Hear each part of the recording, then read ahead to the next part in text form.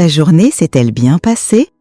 Bonjour, nous sommes Vissa Oteni et nous vous souhaitons la bienvenue dans notre série de podcasts qui commence souvent par des questions commençant par « Pourquoi ?», fondées sur la méthode de pensée des premiers principes First Principle Thinking. Cela t'offre une perspective multidimensionnelle sur de nombreux sujets de la vie. Vivons pleinement ensemble et écoutons cet épisode de podcast. Il y a une forêt morte qui reste verte en moi. Il y a des êtres vivants qui semblent déjà morts. Comment comprends-tu ces deux vers? Quand j'ai dit qu'une des raisons pour lesquelles Vissa Oteni continue jusqu'à aujourd'hui, c'est parce que moi-même, je veux laisser quelque chose derrière moi, marquer le fait que j'ai existé sur cette terre, un ami m'a répondu « Tu tiens autant que ça à cette vie ?» Je voulais juste disparaître, sans laisser aucune trace. J'ai même pensé à ne pas inscrire mon nom sur ma tombe. J'ai été stupéfaite de constater que, tandis que toutes les adolescentes de la classe aimaient se prendre en photo, tenir un journal intime pour y noter leurs histoires quotidiennes, écrire des lettres à leur futur moi, filmer des vlogs ou inventer des surnoms originaux pour elles-mêmes, mon amie, elle, n'avait jamais pris de photos ni tenté de garder un seul instant de sa vie en mémoire. Pourquoi ? Parce qu'il trouvait que ça n'avait aucun sens. Une vie ennuyeuse, tout est vide. Je n'ai envie de garder aucun souvenir avec qui que ce soit.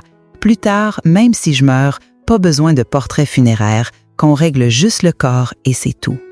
Je ne m'étais jamais douté que la raison pour laquelle il évitait toujours ma caméra, restait dans un coin à l'écart et limitait les contacts avec les autres, c'était pour préparer un départ sans laisser de traces. Derrière cette allure dure, indifférente, un peu négative, se cache une lassitude profonde. Il garde en lui quelque chose qui dure, qui traîne interminablement, comme dans le poème « Contine pour les grandes personnes » de Nguyen Trang Dao. Il y a un être vivant qui semble déjà mort. En réalité, nous avons tous déjà ressenti cela, un vide, une perte de repère. C'est vivre, oui, mais en fait, c'est juste essayer de survivre au jour le jour. Une longue journée sans un seul message. Tu te réveilles tôt le matin, mais restes allongé dans ton lit, à faire défiler ton téléphone jusqu'à midi. Tu te sens bien, mais en même temps, pas vraiment. Toute la journée, personne ne t'envoie de message pour prendre de tes nouvelles. Cela fait longtemps que tu n'as pas eu une vraie conversation. Autour de toi, il n'y a que des paroles creuses et superficielles. Des centaines, des milliers de personnes dans ton cercle d'amis sur les réseaux sociaux, mais tu te sens toujours aussi seul. Il n'y a personne avec qui partager une joie. Il n'y a personne non plus avec qui pleurer sa peine. Les yeux embués, sans même savoir jusqu'où le temps s'est écoulé. Une personne ordinaire, sans carrière, sans amour. Un peu de savoir dans tout, mais sans vraiment exceller en rien. Encore une demi-année s'est écoulée, et en regardant en haut, en bas, autour de soi, on réalise qu'on n'a encore accompli rien qui mérite d'être appelé réussite. Ces dernières années ont ressemblé à une vie brouillon, une vie comme une feuille froissée. Tu perds peu à peu le goût de vivre, et la vie, elle aussi, semble t'oublier. Tu te sens mal, tu consultes un psychologue, mais les résultats des tests sont tous normaux. Tu ne souffres d'aucun trouble psychologique grave. Tu n'es pas épuisé, pas triste, mais pas heureux non plus. Tu n'es pas assez en douleur pour désespérer, mais tu n'as pas non plus assez d'énergie pour te sentir motivé à travailler. Un état d'esprit agité, mais sans aller jusqu'au trouble anxieux. Un corps en parfaite santé, mais une sensation constante de mal-être. Parfois, tu trouves la motivation de lancer un nouveau projet pour changer les choses, mais tu n'arrives pas à te concentrer et tu abandonnes rapidement. Alors, tu retombes dans ce cercle vicieux. Perte de repères, perte de motivation. Si tu ressens tous ces signes, il est fort probable que tu sois dans un état psychologique que Adam Grant, docteur en psychologie à l'Université de Pennsylvanie, appelle « languishing », une sensation d'usure intérieure. Ce terme a été défini pour la première fois par le sociologue américain Corey Keyes en 2002. Keyes explique que le languishing est une sensation souvent négligée dans le spectre de la santé mentale. Concrètement, en psychologie, la santé mentale est divisée en deux extrêmes. d'un côté la dépression, de l'autre l'état maniaque. L'état maniaque représente le sommet du bonheur, lorsque l'on se sent fort, que la vie a du sens, que l'on maîtrise son existence et que l'on se soucie des autres. À l'inverse, la dépression est le gouffre de la détresse. Elle te laisse abattu, épuisé, dévalorisé et te fait te sentir inutile. Entre ces deux extrêmes se trouve le languishing, cet état d'usure intérieure souvent oublié, négligé, ignoré. Par une belle journée, une personne en état maniaque peut se lever et aller travailler avec une joie débordante. Une personne dépressive peut rester clouée au lit, tandis qu'une personne languissante se lève, part au travail, mais sans ressentir la beauté de la vie. Le docteur Grant partage également ce point de vue en décrivant cet état de lassitude comme le fait de traverser les jours de sa vie en errant, en regardant le monde à travers une vitre trouble, sans sombrer dans le désespoir, mais sans aucune exaltation non plus. Vous flottez au milieu du courant de la vie, sans rien qui vous attende devant. Quels sont les symptômes les plus fréquents de cet état de vide ? Selon la plateforme de coaching mental BetterUp, une personne en état de lassitude présente souvent les signes suivants. Une sensation de déconnexion et d'isolement par rapport aux autres, même sans conflit avec eux. Une agitation constante sans réelle source d'inquiétude, des difficultés de concentration ou de mémoire, une tendance à procrastiner, un manque de motivation au travail et une inclination à la stagnation. Aucun enthousiasme pour les tâches ou projets nouveaux. Une sensation de mal-être malgré un corps en bonne santé. Une incapacité à exprimer ses émotions et aucune attente envers la vie, comme si rien ne se profilait à l'horizon. Distinguer la lassitude du burn-out et de la dépression. Selon BetterUp, le burn-out est un état d'épuisement lié au travail, causé par un déséquilibre entre vie professionnelle et vie personnelle ou par l'obligation de faire un travail que l'on n'aime pas. Le languishing, quant à lui, est un état global qui affecte tous les aspects de la vie, sans toutefois être assez grave pour entraîner une dépression. Si vous consultez un psychologue et passez un test de dépistage de la dépression, il est possible que le résultat soit négatif. Bien que le languishing ne remplisse pas les critères pour être considéré comme un trouble psychologique, il engendre tout de même un vide intérieur, une absence d'émotion, de sens et de but dans la vie. Une personne dans cet état se sent engourdie, émotionnellement anesthésiée. Ce qui rend le languishing réellement dangereux, c'est qu'il n'est pas évident à détecter, mais qu'il ronge lentement l'âme et érode peu à peu la motivation de vivre. Progressivement, on peut glisser dans une spirale de négativité jusqu'à ce que ces émotions négatives accumulées finissent par avoir de lourdes conséquences. Ce qui est encore plus préoccupant, c'est que la plupart des gens n'en ont pas conscience, ce qui entraîne des confusions et rend difficile la recherche de solutions. Alors, quelle est la cause de cet état? D'où vient ce vide intérieur? Le terme « languishing » est devenu un mot-clé en psychologie durant l'année 2021, au moment où la pandémie de Covid-19 a éclaté, forçant le monde entier à vivre en confinement. Les êtres humains ont perdu beaucoup, leur travail, des proches, des biens et surtout le lien avec les autres. L'isolement, le fait de rester enfermé chez soi, a engendré une sensation de lassitude et de découragement. Cependant, même sans être affecté par la pandémie ou durant la phase de rétablissement et de développement post-Covid, nous restons vulnérables à cet état de fatigue intérieure. On peut résumer 4 causes principales menant à cette situation. Le manque d'argent, le manque d'amour, le manque de lien social et le manque de reconnaissance. Le manque d'argent. L'être humain tombe facilement dans un état de lassitude lorsqu'il manque d'argent. Cela ne signifie pas que toutes les personnes en manque d'argent ressentent ce vide, car même les célébrités riches n'y échappent pas. Cependant, pour beaucoup, le manque de ressources financières constitue une cause majeure de crise. L'argent peut être considéré comme un socle qui permet à un jeune de poursuivre ses rêves. Pour subvenir à leurs besoins, nombreux sont ceux qui s'accrochent à un emploi ennuyeux, répétitif, jour après jour.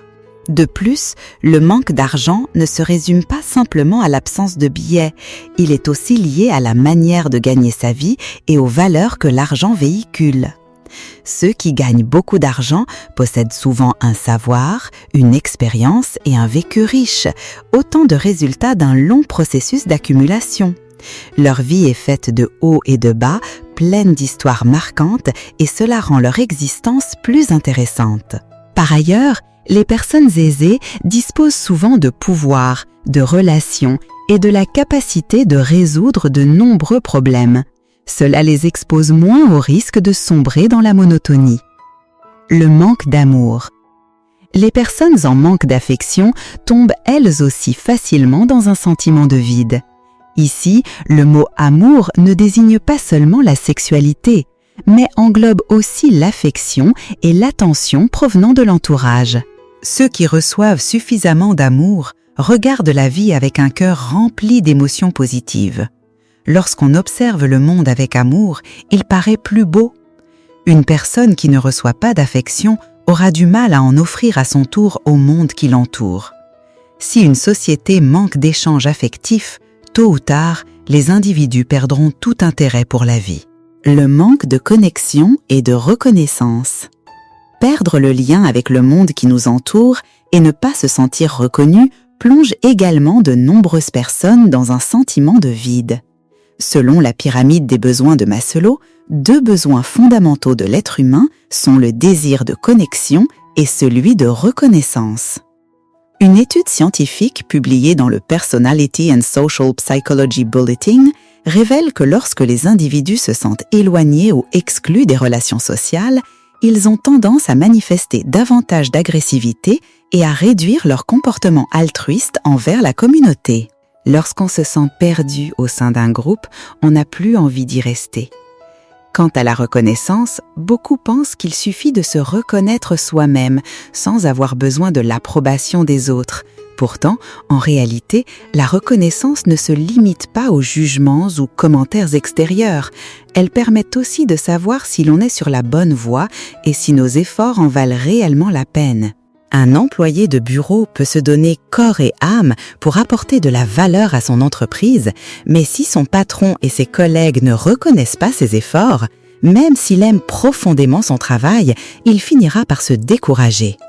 Un enfant qui étudie avec assiduité et obtient de bons résultats, mais ne reçoit jamais d'encouragement de ses parents, finira aussi par renoncer un jour. La reconnaissance ne se limite pas à un compliment ou à un sourire approbateur, c'est un élément essentiel capable de transformer non seulement l'environnement de travail, mais aussi l'âme humaine. Des études ont montré que lorsqu'une personne se sent reconnue, elle devient non seulement plus efficace dans son travail, mais se sent aussi plus heureuse et en meilleure santé mentale. La performance au travail peut augmenter de 20% et le risque de troubles psychologiques diminuer de 30%.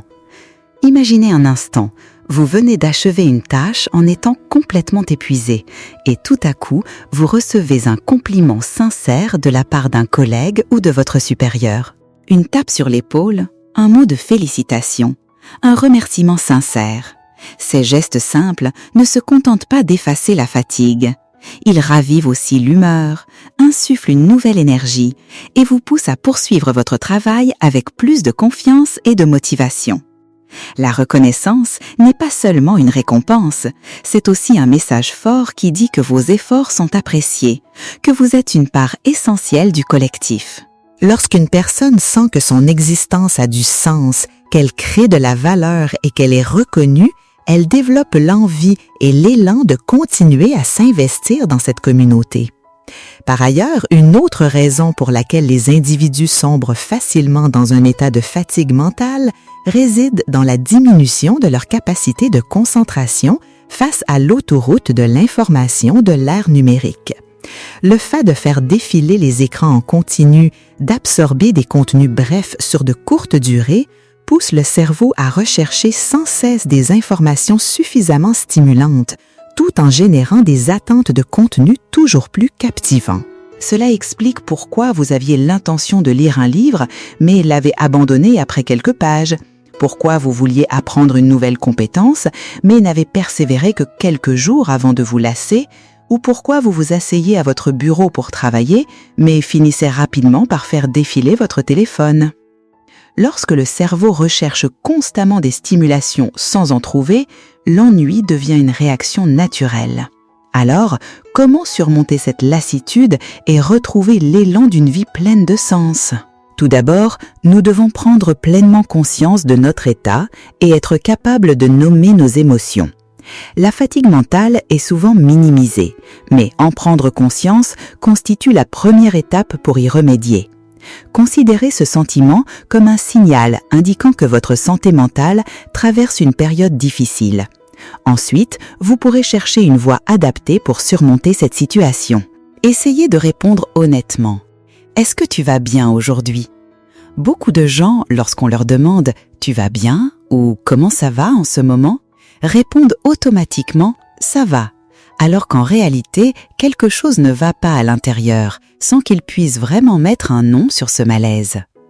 Selon l'auteur Ashley Fetters du magazine The Atlantic, pendant la pandémie, les questions du type « Tu tiens le coup en ce moment ?» et la réponse « Je vais bien, merci » deviennent le duo de phrases le plus vide de sens, voire empreint de tromperie.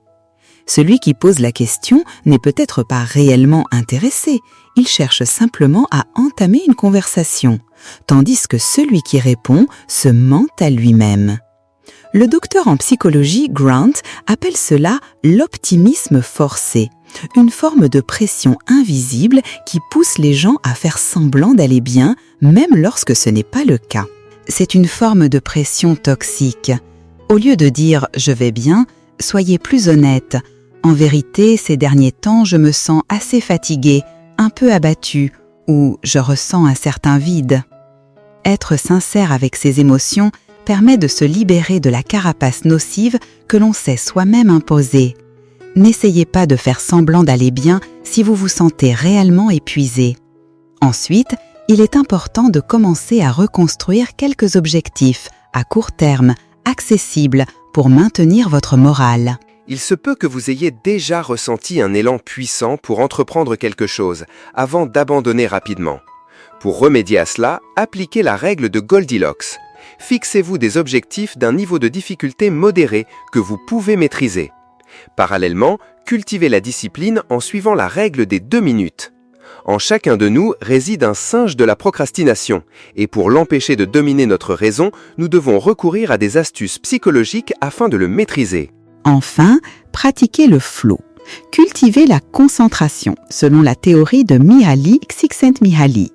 Trouver un flux qui vous stimule est la clé du développement personnel et du bien-être mental. En psychologie, le flow est un état mental dans lequel vous êtes totalement absorbé par une activité, avec une concentration extrême et une énergie débordante. Vous consacrez 100% de votre attention à la tâche et ressentez de l'enthousiasme tout au long du processus. Par exemple, vous disposez d'1 mois pour terminer une tâche, mais ce n'est qu'à l'approche de la date limite que vous vous concentrez intensément et l'accomplissez à une vitesse fulgurante. Cela s'appelle une montée d'adrénaline. Toutefois, travailler en mode « attendre la dernière minute » peut vous épuiser. En pratiquant l'état de flow, vous traiterez vos tâches de manière plus efficace sans ressentir de fatigue. Pour maintenir l'état de flow, vous pouvez essayer la méthode Pomodoro. Travaillez pendant de courtes périodes avec une concentration intense suivie de courtes pauses. En parallèle, éliminez les sources de distraction comme le téléphone ou les objets superflus hors de votre champ de vision. Il existe 3 éléments essentiels pour maîtriser l'état de flow. 1. Avoir un objectif clair. 2. Recevoir des retours fréquents, évaluer l'avancement et les résultats du travail. 3. Le niveau de difficulté de la tâche doit représenter un défi sans être insurmontable, conformément à la règle de Goldilocks. Au début de la pratique, ne vous mettez pas trop de pression si vous ne parvenez à vous concentrer que sur de courtes périodes. L'essentiel est d'écouter votre corps, de respecter votre rythme naturel afin de progresser peu à peu. En y parvenant, vous découvrirez que l'apprentissage devient plus plaisant, que votre efficacité augmente et que vous atteindrez les objectifs que vous vous êtes fixés. Si vous souhaitez approfondir votre compréhension de l'état de flow, vous pouvez lire Flow, écrit par Mihaly Csikszentmihalyi, docteur en psychologie d'origine hongroise naturalisé américain et également père fondateur de cette théorie. En espérant que ces méthodes puissent vous aider à surmonter le vide qui ronge votre âme. Apprenons ensemble et avançons côte à côte, n'est-ce pas? Il existe des forêts mortes qui demeurent éternellement vertes dans la mémoire des hommes. Il existe aussi des personnes encore en vie, mais qui semblent déjà morts. Non pas parce que leur corps a cessé d'exister, mais parce que leur âme s'est refroidie. Le fini ou l'infini ne réside pas dans la forme matérielle, mais profondément dans la conscience et la perception de chacun. La forêt reste verte, bien qu'elle soit morte, car dans l'âme humaine, son vert demeure vivant. Vivant à travers les souvenirs, à travers les valeurs durables qu'elle a autrefois portées. De même, la forêt peut aussi symboliser l'amour pur. Même si son écorce extérieure semble desséchée, la sève continue de couler en elle. Il y a des êtres humains qui vivent, mais semblent déjà morts. Ils vivent dans la médiocrité, l'envie, l'égoïsme, au sein d'une existence monotone, dénuée de véritables valeurs. Une telle vie, bien qu'elle existe, n'a en réalité aucun sens profond. Je me souviens encore de l'histoire d'un ami. Il m'avait dit un jour « Je ne veux garder aucun souvenir avec qui que ce soit. Quand je mourrai, pas besoin de photos commémoratives. Il suffira de me faire incinérer. » À ce moment-là, je lui ai répondu « Mais tu essayes quand même de bien vivre, non? Pour que si un jour tu fais don de ton corps, il soit en bonne santé, n'est-ce pas ?» Mon ami est resté silencieux. Derrière son apparente indifférence et son air négatif, je voyais toujours en lui un désir d'être aimé et d'aimer en retour. Il suivait encore certaines règles de vie, mangeait sainement, se reposait convenablement pour préserver sa santé, car au fond de son âme subsistait l'envie de laisser quelque chose de beau à ce monde. Tu es quelqu'un de bien, tu ne veux te souvenir de personne et tu ne veux pas non plus que quelqu'un se souvienne de toi.